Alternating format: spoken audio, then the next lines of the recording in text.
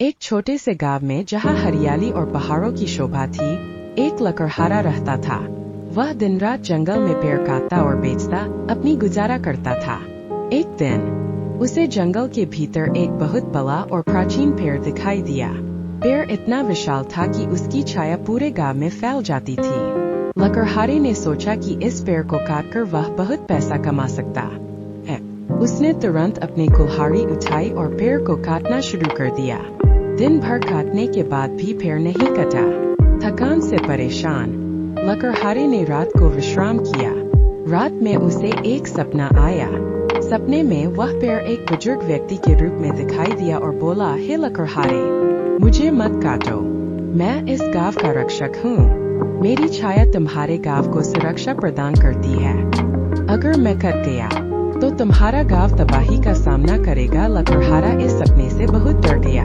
उसने सोचा कि उसने कितनी बड़ी गलती करने वाली थी।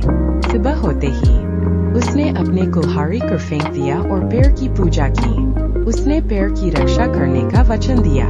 इसके बाद से लकड़हारा हमेशा प्रकृति का सम्मान करता रहा और पेड़ों को काटने से बचता रहा। उसने गांव के लोगों को भी प्रकृति के संरक्षण के लिए प्रेरित किया। गांव में हरियाली बढ़ती गई और गांव समृद्ध होता गया।